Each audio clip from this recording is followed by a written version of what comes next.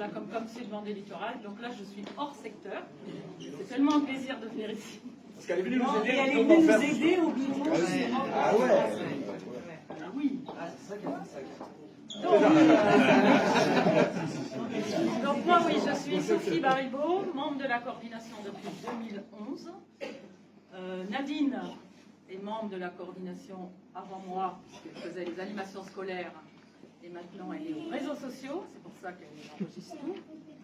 Et donc, on fait depuis plus de 10 ans les 30 heures ensemble, parce que là, on est en plein week-end 30 heures quand même.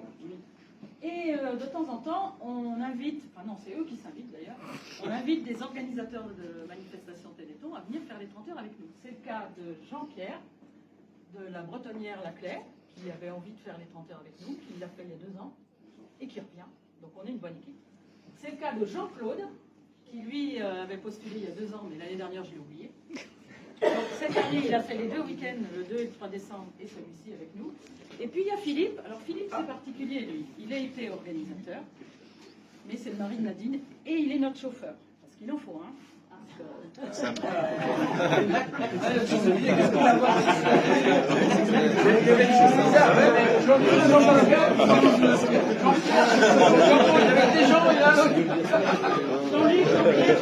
Je mélange, sachant qu'une année, Philippe, il a appelé Dominique.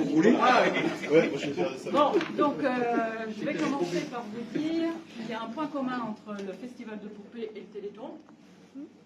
Quel est-il ? Le point commun entre le Festival de poupées et le Téléthon ? 1987 ! Ah oui, on a démarré la même année. 1987, début du Festival de poupées, début du Téléthon. Ça fait 37 ans que ça dure. Voilà, donc moi je suis franchement ravie d'être là parce que le Festival de poupées, c'est pas dans mon ADN, j'exagère, mais presque. Je suis venue la première fois, je crois, c'était en 2000 avec mes enfants pour Henri Dess. Et depuis, je crois que j'ai pris le pass presque tous les ans. Et donc, j'ai connu Jean-Luc au Festival de poupées en tant que la sœur des PMR. Et puis moi, j'avais ma petite place juste au-dessus des PMR. C'est pas très grand, mais il me faut ma petite place. Et puis après, quand on a fait les premières réunions Téléthon, ping, je tombe encore, je peux pas. Bon, c'est génial. Donc on se connaît depuis un petit moment. Un petit moment. Donc, 11 ans de Téléthon.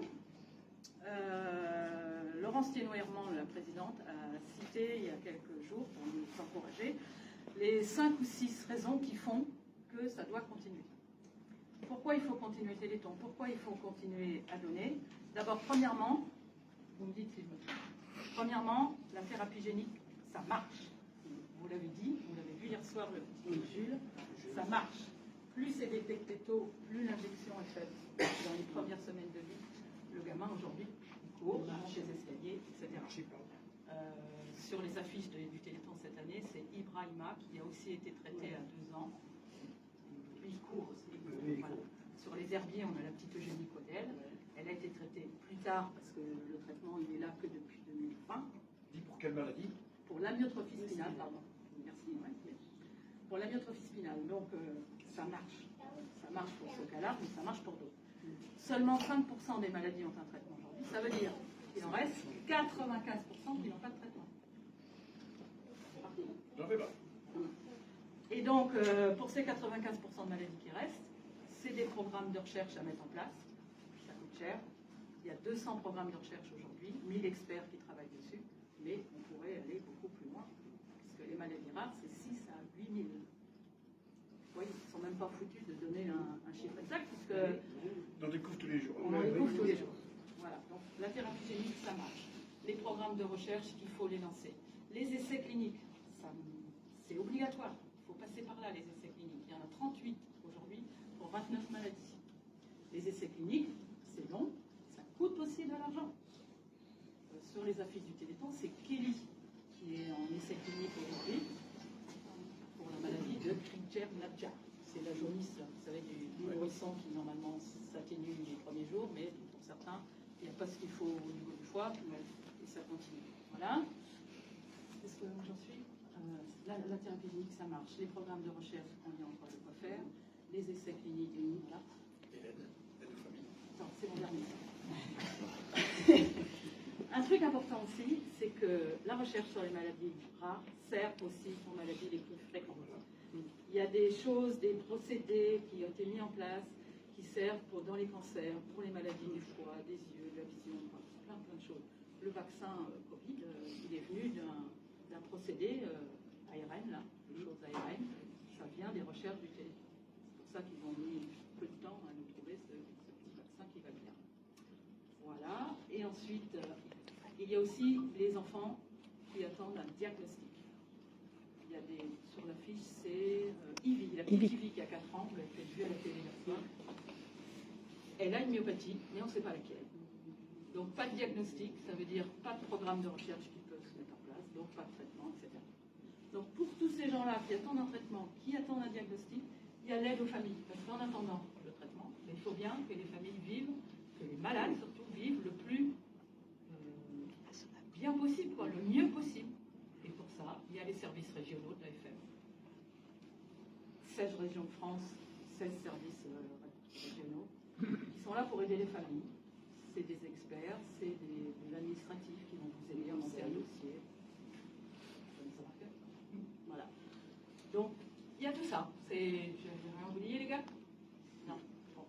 Et puis, il y a plein de combats à l'AFM. C'est le combat pour l'accessibilité. C'est le combat pour le dépistage néonatal. En France, on est à peu près 10 maladies dépistées à la naissance. Vous savez, la petite aiguille dans le pied, on prend une goutte de sang, machin. La myotrophie spinale, maintenant qu'on a pu prouver que ça pouvait se soigner, eh bien, il faut l'intégrer dans le dépistage néonatal.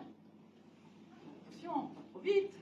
Pas trop vite, hein. Il y a 2 régions en France aujourd'hui qui font ça. Le Grand Est et l'Aquitaine. Ça veut dire que si un bébé naît ailleurs, pas droit au dépistage. Et depuis 1 an que ce dépistage est fait, il y a 10 bébés qui ont été diagnostiqués à myotrophie spinale et qui ont eu l'injection dans les premiers jours. Ceux-là, on peut dire qu'ils sont sauvés. Ils sont sauvés. Les autres, ça attendra un peu. Donc il y a tous ces combats qu'il faut mener. Les États-Unis, c'est 65 maladies qui sont dépistées à la naissance.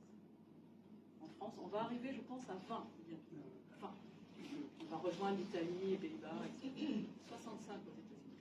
Alors oui, un jour, un chercheur, parce que tous les lancements de téléphone, il y a un chercheur qui vient, je lui ai posé la question, je lui ai dit, mais pourquoi on ne dépiste pas plus? Il m'a répondu, on ne peut pas dépister une maladie et dire aux parents, voilà, votre enfant a telle maladie, mais on n'a rien pour la traiter. On ne peut pas faire ça. Il faut prouver par A plus B que la maladie, il y a un traitement et que ça marche pour pouvoir le dépister. Et c'est ce qui se passe pour la myotrophie spinale. Donc, espérons que ça va... Ça suit. Voilà, donc festival de poupées parfait. Alors ici, j'ai aussi une demande. Sur les soirées rap, par exemple, là, qui font 30 000 personnes, festival de poupées et Saint-Marc-du-Bois, au niveau nouveau président. Là, on pourrait faire comme la tribu de Nana, tenir une partie du bar. Tenir une partie du bar. Voilà, je pense qu'on peut former une équipe de 20 à 30 personnes. Les gars de la Bretonnière, de la Chapelle-des-Mers, de Montreuil. Je suis sûre qu'on trouverait des gars. Plutôt la soirée rap, parce que couper des rails, j'aime bien dérailler aussi. Ah, mais en tant que bénévole, on n'a pas le choix. Mais voilà, c'est une idée. C'est une idée, les gars. J'ai pas eu besoin de mon papier, c'est super. Est-ce que vous avez d'autres à dire? C'est une idée. Voilà, on a vu donc le 30 septembre au Bidon d'Enfer que Tribu de Nana, ils étaient au top au niveau du bar. Nous, on était au top au niveau restauration. On peut refaire la même chose à Saint-Laurent. Allez. Voilà, et puis je vois Jean-Marie, tu te sauves pas trop vite parce que j'ai ton bouquin à faire signer. Merci pour la cour. Non mais vraiment, merci à tout le monde. Le festival, c'est plein de choses. Les vidéos de l'enfer, on les a pas vues, nous, où on était à la restauration du Lyon, on les a écoutées, on les a entendus, et puis on les a vus plusieurs fois. Donc, non, franchement, c'est un beau partenariat, et moi qui suis, entre guillemets, à cheval sur les deux, parce que j'aime les deux, je vous remercie tous. Tout ça, c'est bête, parce qu'elle habite quand même Saint-Laurent. Elle peut habiter Saint-Laurent. J'habite Saint-Laurent, mais à mi-temps, ça fait mi-temps.